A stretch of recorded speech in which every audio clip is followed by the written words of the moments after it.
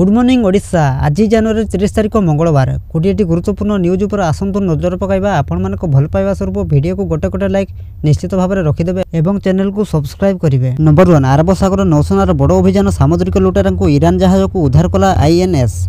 अरब सागर पुणी थर सामुद्रिक दस्यु एक जहाज को टार्गेट कर जातीय भारतीय अधिकारी कहवा अनुसार कोची पश्चिम प्राय 700 नॉटिकल माइल दूर में ईरान एक जहाज को सोमालिया लुटेरा माने हाइजैक करथिले। तेबे एही घटना पर भारतीय नौसेना जहाज को उद्धार करबा पई निज युद्धपोतों को पठाइथिले। एहा पर सामुद्रिक लुटेरा माने छत्रभंग दैछंती। भारतीय अधिकारी कहवा अनुसार ईरान एही जहाजर ना MV ईमान एवं एथिरे 17 जन सदस्य अछंती। भारतीय युद्धपोत आईएनएस सुमित्रा जहाजर थिबा सदस्यों को उद्धार करिया अभियान आरंभ करथिले। आईएनएस सुमित्रा रे ध्रुव चर्पोस ईरान जहाज को घेरिबा सह चेतावनी देइथिला। एहा पर लुटेरा को हथियार छाड़ी जहाजरू चली जिबाकू गुहा जाइथिला। एहा पर नौसेनार जवान जहाजरे थिबा समस्त लोकों को सुरक्षित उद्धार करथिले। नंबर 2 परीक्षा पे चर्चा। पीएम मोदी कहले रील्स देखिबार समय नष्ट करो नहीं। परीक्षा पे चर्चा बेले प्रधानमंत्री नरेंद्र मोदी पिलामानकु रील्स देखिबार समय नष्ट न करिबाकू कहिसंती। से पिलामानकु भल खाद्य एवं पर्याप्त निद नेबाकू कहिथिले। आज बोर्ड परीक्षा देबाकू थिबा छात्र छात्रीଙ୍କ सह प्रधानमंत्री परीक्षा विषय आलोचना करिसंती। आईटीपीओ भारत मंडप ठारे एही कार्यक्रम अनुष्ठित होइछि। नंबर 3 बीजेडी रे मिसिले यात्रा कलाकार द्वैतारी पंडा बापी पंडा को समेत बहु कलाकार शामिल। बीजेडी रे मिसिले यात्रा कलाकार द्वैतारी पंडा बापी पंडा चैतन्य पाइक रमेश नायक सुभाष बेहेरा शिवराम पंडा को समेत 29 जन कलाकार बीजेडी रे जोग देइछंती। सेही बळी सारा ओडिसा रो 300 कलाकार बीजेडी रे शामिल होइछंती।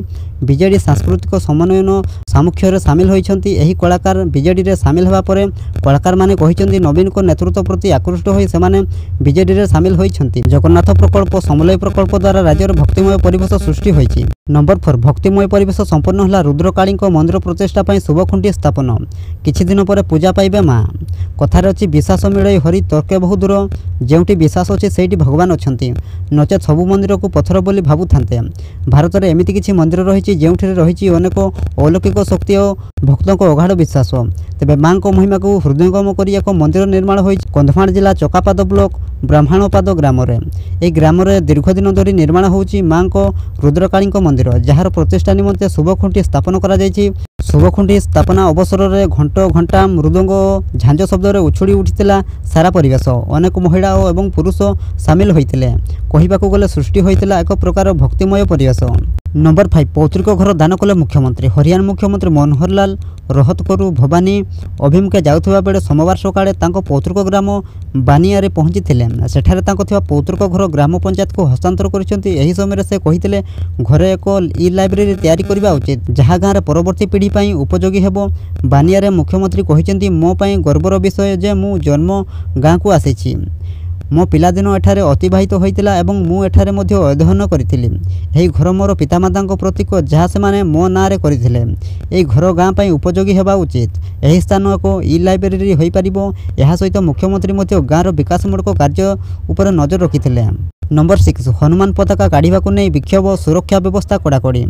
कर्णाटकर मांडिया जिले में हनुमान पताका को काढ़ी नहीं विक्षोभ प्रदर्शन कर अंचल सुरक्षा को अधिक जोरदार कर बीजेपी और जनता दल सिकुलाल जेडीएस पक्षर आज एक विक्षोभ रैली प्रदर्शन होगा पर अनेक पुलिस कर्मी सेठारे नियोजित होइछंती।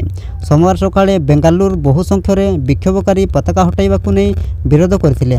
विक्षोभकारी माने रास्ता अवरोध करी जय श्रीराम स्लोगान देइथिले एवं सेमानकू पुलिस अटक रखिथिला। केरागुड़ ग्राम मध्य एहीपरि एक विरोध करा जाइथिला जेउठारे 108 फुट हनुमान को पताका को जिला प्रशासन द्वारा हटाइबा नहीं तीव्र विवाद सृष्टि होइथिला। नंबर 7 5टी प्रस्ताव उपर बाजिला कैबिनेट मोहर। आदिवासी जमी बिक्री नियम प्रत्याहृत। आज राज्य कैबिनेट 5टी प्रस्ताव उपर बाजिची मोहर। लोकसभा भवन में आयोजित गुरुत्वपूर्ण कैबिनेट बैठक में आदिवासी उपर गुरुत्वपूर्ण निष्पत्ति निया जायछि। आदिवासी लाभ योजना प्रणयन करने को सरकार निष्पत्ति नहीं। आउ एक बड़ निष्पत्ति क्रमे आदिवासी जमी बिक्री नियम प्रत्याहृत होइछि। आदिवासी हेबाकु थिबा लाभ योजना लघु वनजात द्रव्य क्रय करा।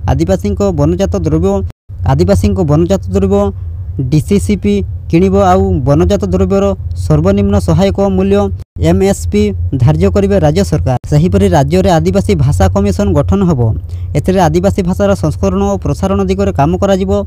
आउ एक बड़ निष्पत्ति क्रमे राज्य सरकार आदिवासी जमी बिक्री नियम प्रत्याहृत करिसेंते। जहा फल एबे साधारण वर्गर लोक आदिवासी जमी किणी पारिबे नाही। नंबर 8 चाषी खुशी खबर बड़ घोषणा करेंगे मोदी सरकार। चाषी खुशी खबर केंद्र सरकार पक्षर चाषी हित बड़ घोषणा होगा जाऊँगी। आगामी बजेट में चाषी को बड़ भेटी देवे मोदी सरकार। एने प्रस्तुति प्राय शेष पर्यायर पहुंची। आगामी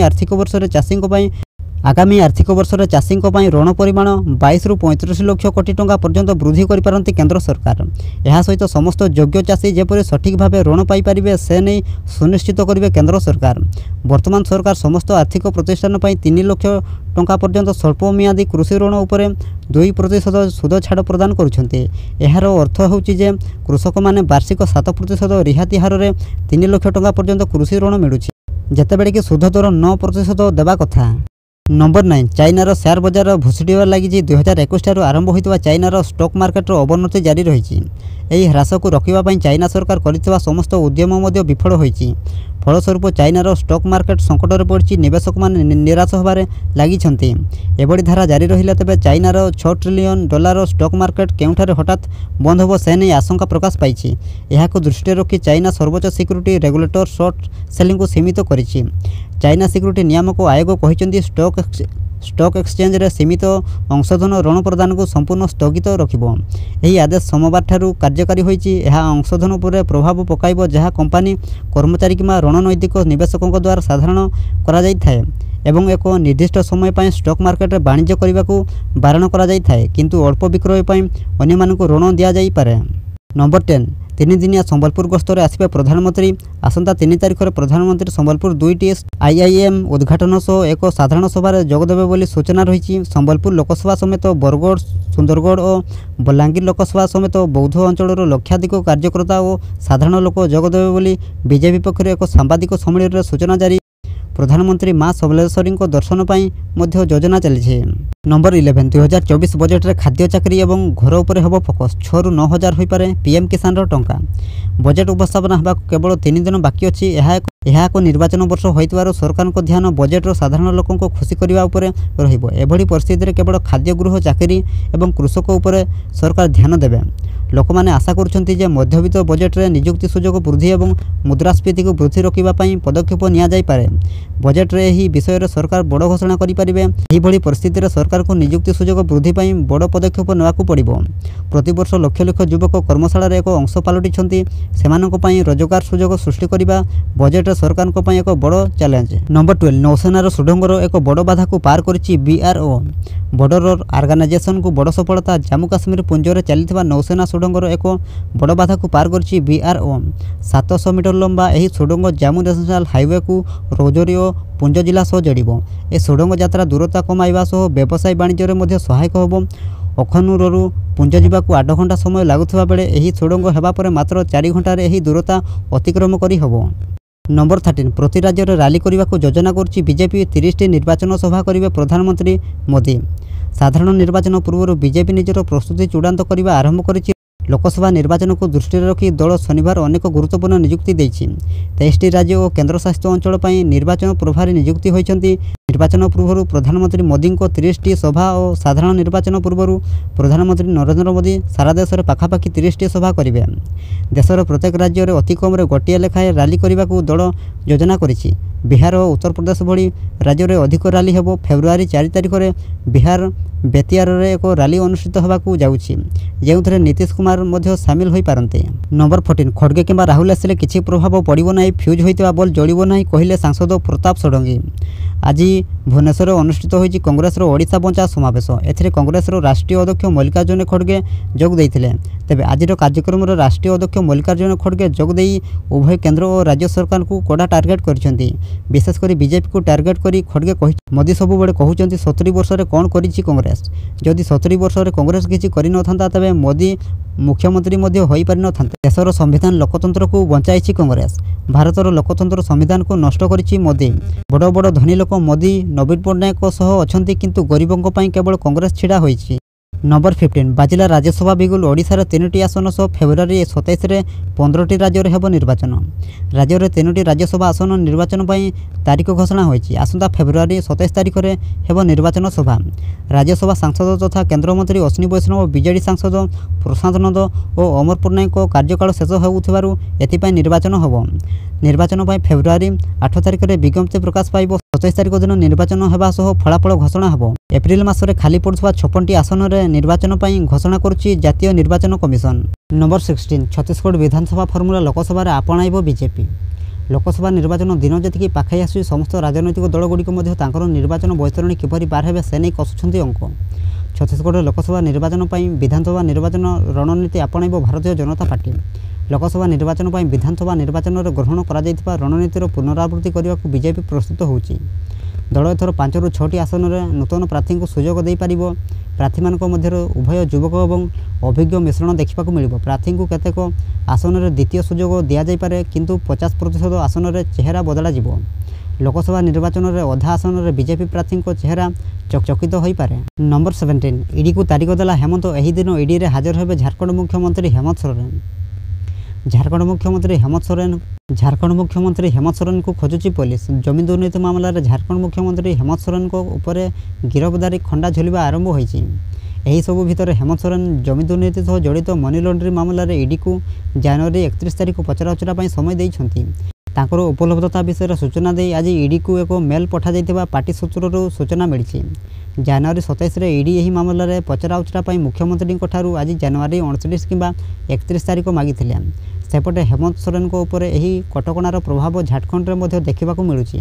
ତାଙ୍କ ବିଷୟରେ ଝାଡ଼ଖଣ୍ଡ ମୁକ୍ତି ମୋର୍ଚ୍ଚାର କର୍ମୀମାନେ ଖବର ପାଇବା ମାତ୍ରେ ସମସ୍ତେ ରାଞ୍ଚି ଅଭିମୁଖେ ଯାତ୍ରା କରିଥିଲେ। ନମ୍ବର 18 ସିଏଏ ୟୁସିସି ଲାଗୁ ହେଲା, ଦେଶରେ କ'ଣ ସବୁ ବଦଳିବ?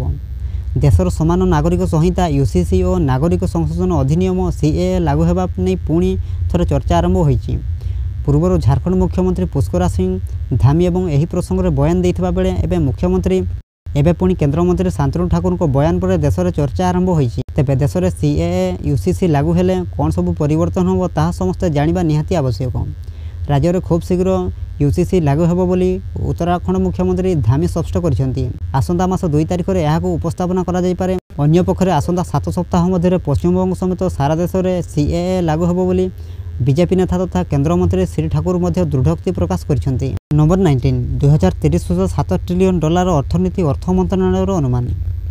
ଆସନ୍ତା ଫେବୃଆରୀ 1 ତାରିଖରେ ଅନ୍ତରୀଣ ବଜେଟକୁ ଅର୍ଥମନ୍ତ୍ରୀ ନିର୍ମଳା ସୀତାରମଣ ଲୋକସଭାରେ ଉପସ୍ଥାପନା କରିବେ। ଏହା ପୂର୍ବରୁ ଅର୍ଥ ମନ୍ତ୍ରଣାଳୟ ଦେଶର ଅର୍ଥନୀତି ଉପରେ ଏକ ରିପୋର୍ଟ ଜାରି କରିଛି। ଏହା ଅନୁସାରେ ଦେଶର ଅର୍ଥନୀତି 2030 ସୁଦ୍ଧା $7 ଟ୍ରିଲିୟନ୍ ହେବ। ଏହା ସହ ଦୁନିଆର ତୃତୀୟ ସବୁଠୁ ବଡ଼ ଅର୍ଥବ୍ୟବସ୍ଥା ହେବା ନେଇ ଅନୁମାନ କରାଯାଉଛି। ତେବେ 2047 ସୁଦ୍ଧା ଭାରତକୁ ବିକଶିତ ଦେଶ କରିବା ନେଇ ସରକାର ଲକ୍ଷ୍ୟ ରଖିଛନ୍ତି। ପ୍ରତିବର୍ଷ ସାଧାରଣ ବଜେଟ୍ ପୂର୍ବରୁ ଆର୍ଥିକ ସର୍ଭେ ରିପୋର୍ଟ ଆସିଥାଏ, କିନ୍ତୁ ଏଥର ଅର୍ଥ ମନ୍ତ୍ରଣାଳୟର ସମୀକ୍ଷା ରୂପେ ଦ ଇଣ୍ଡିଆ ଇକୋନୋମିକ୍ ରିଭ୍ୟୁ ନାଁରେ ଏକ ରିପୋର୍ଟ ଜାରି କରିଛି। ଉଲ୍ଲେଖଯୋଗ୍ୟ ଯେ ଲୋକସଭା ନିର୍ବାଚନ କାରଣରୁ ଅର୍ଥମନ୍ତ୍ରୀ ନିର୍ମଳା ସୀତାରମଣ ଫେବୃଆରୀ 1 ତାରିଖରେ ଅନ୍ତରୀଣ ବଜେଟ୍ ଉପସ୍ଥାପନା କରିବେ। ନିର୍ବାଚନ ଜିତିବା ପରେ ନୂଆ ସରକାର ସାଧାରଣ ବଜେଟ୍ ଉପସ୍ଥାପନା କରିବେ। ସାଧାରଣ ବଜେଟ୍ ପୂର୍ବରୁ ଆର୍ଥିକ ସର୍ଭେ ରିପୋର୍ଟ ଜାରି କରାଯିବ। ନମ୍ବର 20 ରାଜ୍ୟରେ ଆରମ୍ଭ ହେବ ନୂଆ ଯୋଜନା ଲାଭା, ଉପକୃତ ହେବେ ଆଦିବାସୀ ମହିଳା। ରାଜ୍ୟ ସରକାର ଆଣୁଛନ୍ତି ନୂଆ ଯୋଜନା ଲାଭା। ଆଜି ମୁଖ୍ୟମନ୍ତ୍ରୀ ନବୀନ ପଟ୍ଟନାୟକଙ୍କ ଅଧ୍ୟକ୍ଷତାରେ ଅନୁଷ୍ଠିତ ରାଜ୍ୟ କ୍ୟାବିନେଟ୍ର ଗୁରୁତ୍ୱପୂର୍ଣ୍ଣ ବୈଠକରେ ଏହି ନିଷ୍ପତ୍ତି ନିଆଯାଇଛି। ଏହି ନୂଆ ଯୋଜନା ଫଳରେ ରାଜ୍ୟର ଆଦିବାସୀ ମହିଳାମାନେ ଉପକୃତ ହେବେ। ଲାଭା ଅର୍ଥାତ୍ ଲଘୁ ବନଜାତୀୟ ଦ୍ରବ୍ୟ କ୍ରୟ ଯୋଜନା। ଜନଜାତି ବହୁଳ ରାଜ୍ୟରେ 119ଟି ବ୍ଲକରେ ଏହି ଯୋଜନାରେ ଲାଭ ନେଇପାରିବେ ମହିଳା। ମିଶନ ଶକ୍ତି ଟିଡିସିସି ସହ ସମନ୍ୱୟରେ ଏହି ଯୋଜନା କାର୍ଯ୍ୟ କରିବ। ଲାଭା ଲଘୁ ବନ୍ୟଜାତ ଦ୍ରବ୍ୟ କ୍ରୟ ଯୋଜନା ପାଇଁ ରାଜ୍ୟ ସରକାର 100% ଫଣ୍ଡିଂ କରିବେ। ଯୋଜନା ପାଇଁ 100 କୋଟିର ବ୍ୟୟ ବରାଦ କରାଯାଇ ଏଥିସହିତ ପ୍ରଥମ ଥର ପାଇଁ ଲଘୁ ବନଜାତ ଦ୍ରବ୍ୟ ଉପରେ ରାଜ୍ୟ ସରକାର MSP ଧାର୍ଯ୍ୟ କରିବେ। ପ୍ରତିବର୍ଷ ସର୍ବନିମ୍ନ ରିପୋର୍ଟ ପ୍ରାଇସ୍ ନିର୍ଣ୍ଣୟ କରାଯିବ।